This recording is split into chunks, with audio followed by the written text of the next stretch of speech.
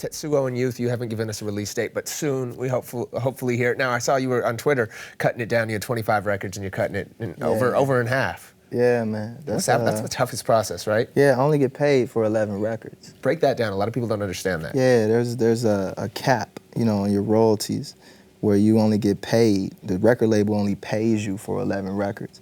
And in my position, anything over 11 records is not just free. It's not like, oh, you're just doing extra joints. It actually pulls money out of my royalties. So every time I do like the cool, you do 19 records, you're getting banged, you know?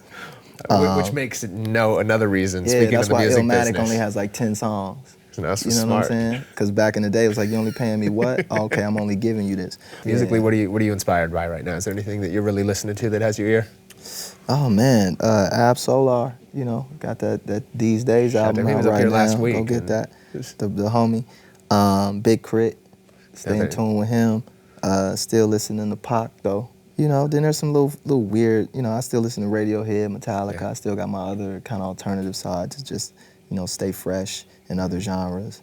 You know, that's really it. How do you feel like you've always merged between all these genres early, you know? What was it like coming up and writing, you know, obviously your first single, Kick Push, skateboarding and things, before it was acceptable, before every rapper and artist was out there doing that? How tough was that? Because I know you got some backlash and stuff initially from the community, people that thought you were just trying to come in and didn't realize it was who you were. There was like some very insecure skaters, Tony Hawk not being one of them, fortunately.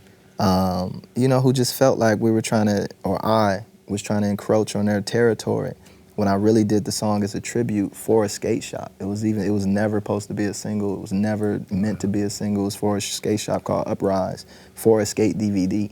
And then it just took a life of its own. But, you know, the backlash from it is what you do. When you're the first through the wall, you always get a little bloody. And then, you know, it paves the way for the Lil Waynes and the other people to kind of come in and capitalize on the culture even 10 times more than I did.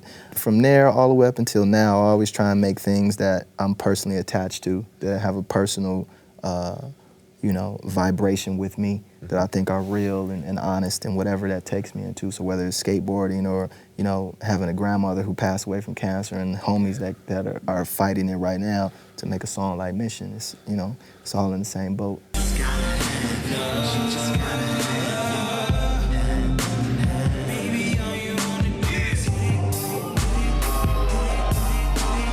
What's your relationship like with Jay? Because I know you've done stuff with him. Jay the homie. I was gonna sign to Rockefeller like in 2002, 2003.